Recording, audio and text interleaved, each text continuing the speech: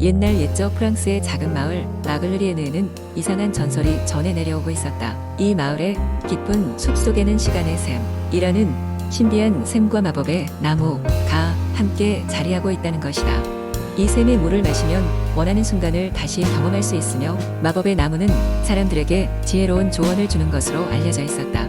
하지만 이 두 가지를 찾기란 매우 어려운 일이었다. 마을에 한 소년 피에르라는 이름을 가진 아이가 있었다. 피에르는 항상 호기심이 많아 마법의 나무와 시간의 샘에 대한 이야기를 들을 때마다 가슴이 설레었다. 그는 어느 날 자신이 직접 이를 찾아보리라 다짐하고 여행을 떠나기로 마음먹었다. 숲속을 걷기 시작한 피에르는 늘어선 나무들 사이로 길을 찾아가며 온갖 동물들과 인사를 나눴다. 그는 마침내 숲의 가장 깊은 곳에 도달했고 그곳에서 높이 솟은 거대한 나무를 발견했다. 나무는 따스한 빛을 내뿜고 있었고 신비로운 분위기가 감돌았다. 피에르는 나무 앞에 서서 말했다.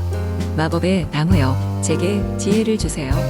저는 시간의 샘을 찾고 싶습니다. 그러자 나무는 무슨 소리인지 모르겠는 소리를 내더니 조용하게 머리카락을 흔들며 대답했다. 시간의 샘은 내 마음속의 진정한 소망에 따라 모습을 드러낼 것이다.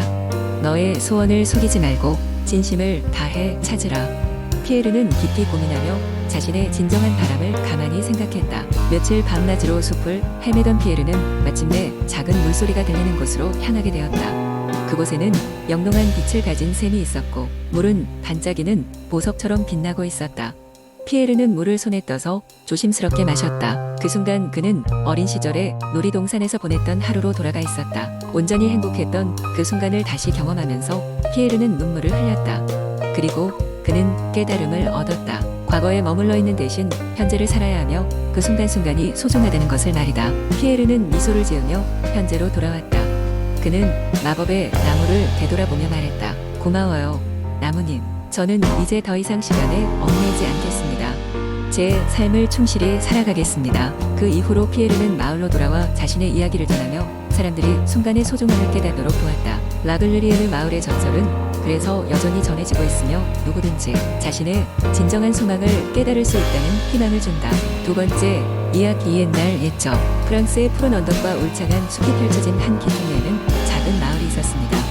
그 마을 사람들은 서로 도우며 평화롭게 살고 있었습니다. 하지만 마을의 북쪽 끝자락에는 누구도 감히 들어가지 않는 깊고 어두운 숲이 있었습니다. 전설에 따르면 그 숲에는 마법을 부리는 거인이 살고 있었기 때문입니다. 이 거인은 무언가를 찾고 있는 듯 보였습니다. 어떤 사람들은 그가 잃어버린 보물을 찾고 있다고 믿었고 어떤 사람들은 그가 무엇인가를 지키고 있다고 말하곤 했습니다. 하지만 정작 그 누구도 그 진실을 알지 못했습니다. 어느 날 마을에 새로운 젊은 인물 장이라는 호기심 많은 소년이 이사를 왔습니다. 그는 어렸을 때부터 전설과 모험 이야기를 듣는 것을 좋아했고 늘 새로운 것을 발견하고 싶어 했습니다.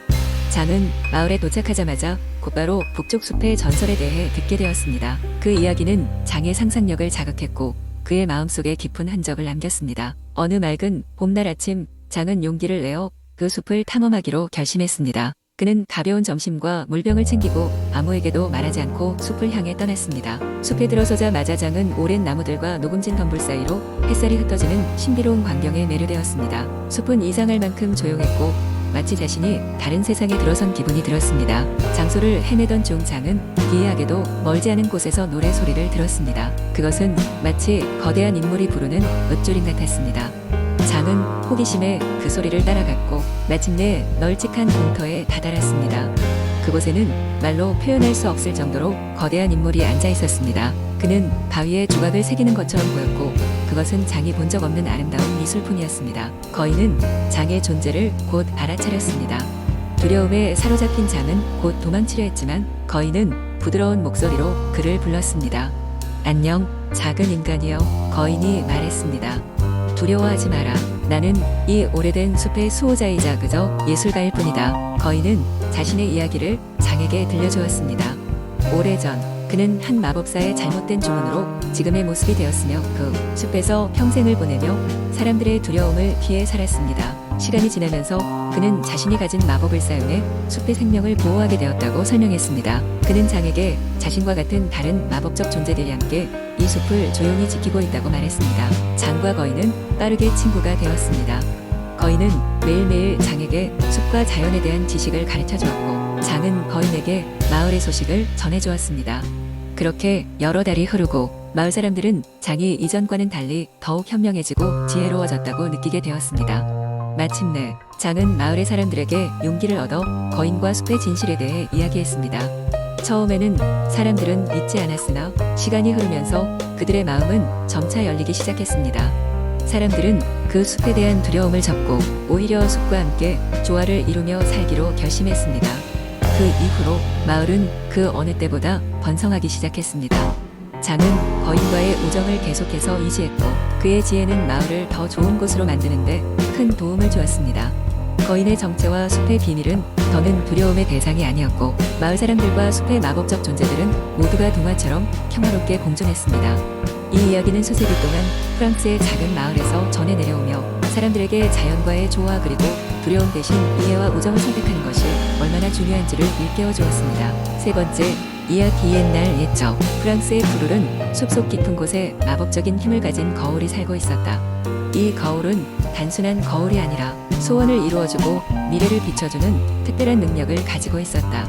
거울을 찾으려는 많은 사람들은 숲의 미로 같은 길 속에서 길을 잃거나 포기하게 되었다. 거울에 대한 전설은 많은 왕국에 퍼져나갔고 소문을 들은 젊은 농부장은 거울을 찾아 모험을 떠나기로 결심했다. 장은 그의 마을에서 수년간 농사를 지으며 조용히 살아왔지만 그의 마음속에는 언제나 더 큰 꿈이 있었다. 그는 이 모험이 그의 인생을 바꿀 것이라 믿었다.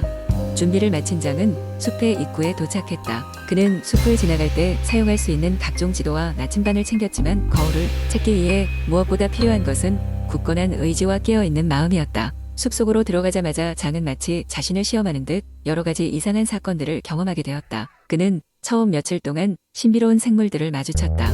날개가 5개인 나비, 무지개 빛깔을 띠는 물고기 말하는 까마귀 등 장은 상상 속에서만 존재하는 것들을 실제로 보게 되었다. 이 생물들은 그의 친구가 되어 길을 인도해 주었고 장은 그들로부터 많은 지혜를 배울 수 있었다.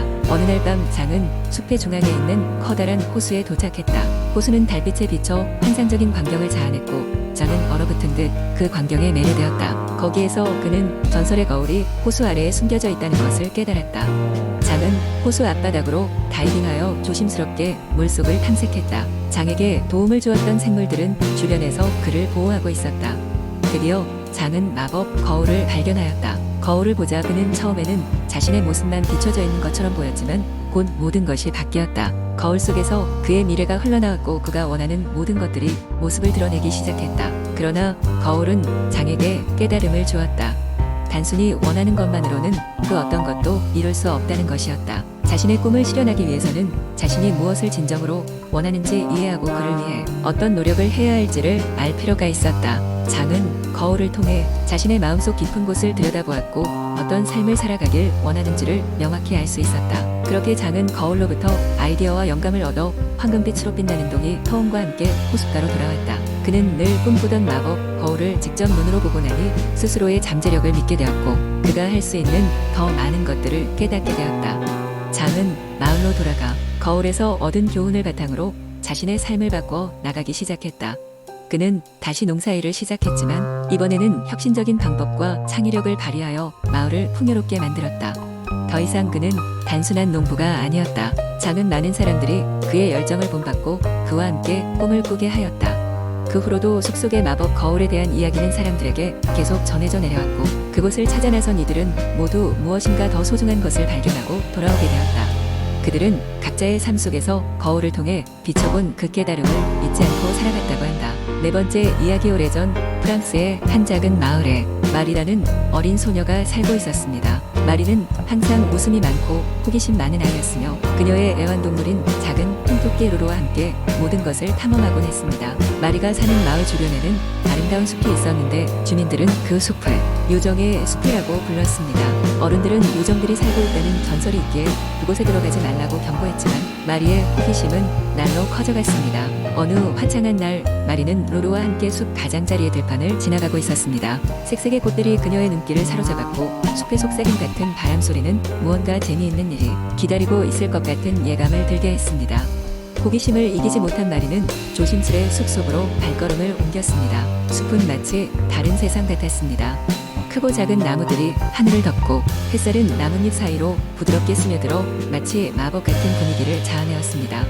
숲 안으로 깊숙이 들어가던 마리는 각양각색의 꽃들과 힘찬 새소리에 반했고 요정의 전설이 어디까지 사실일지 더욱 궁금해졌습니다. 그러던 중 마리는 아주 특이한 붉은 장미를 발견했습니다. 그 장미는 다른 꽃들과 달리 기묘하게 빛나고 있었고 가까이 다가가자 감미로운 향기가 주위를 감쌌습니다. 손을 내밀어 장미를 만지자 마리는 정체를 알 수 없는 힘에 의해 순식간에 숲의 더 깊은 곳으로 이끌리게 되었습니다. 깨어보니 마리는 요정들의 마을에 도착해 있었습니다. 작고 반짝이는 요정들이 그녀를 반갑게 맞이하며 자신들의 마법 왕국을 소개했습니다. 마리는 요정들과 금빛 날개를 가진 대왕 요정을 만나게 되었고 대왕 요정은 마리를 특별한 손님으로 맞아주었습니다. 대왕 요정은 그 붉은 장미가 요정 세계로 통하는 관문이며 선택받은 사람만이 그곳에 올 수 있다고 설명했습니다. 요정들의 세계는 마리에게 무척 놀라운 것들이었습니다. 날개 달린 피리 부는 새들, 노래하는 물방울 호수, 마법쟁이 나무 등이 그녀의 마음을 사로잡았습니다. 마리는 요정들과 함께 며칠을 보내며 다양한 모험을 경험했습니다. 수백 년 된 화산재 숲을 지나가기도 하고 월광 아래서 춤추는 요정들과 함께 축제를 즐기기도 했습니다. 요정들은 마리에게 자연을 보살피는 법과 생명체의 조화로운 공존에 대해 가르쳐 주었습니다. 며칠 후 마리는 다시 집으로 돌아가야 할 시간이 되었습니다. 요정들은 그녀에게 작별 선물로 작은 마법의 장미를 주었습니다. 그것은 비상시 마리에게 도움을 줄 수 있는 특별한 힘이 담겨있는 꽃이었습니다. 마리는 요정의 마법 덕분에 로로와 함께 다시 숲 가장자리로 돌아왔습니다. 모든 것이 마치 꿈 같았지만 손에 남아있던 마법의 장미가 그것이 결코 꿈이 아님을 일깨워 주었습니다. 마리는 그 후로도 자연을 사랑했고 요정들이 가르쳐준 지혜를 잊지 않았습니다.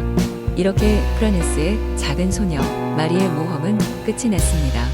하지만 그 이야기는 마을 사람들에게 전설처럼 남아 자연과의 조화로운 삶이 얼마나 소중한지를 일깨워주는 이야기가 되었습니다.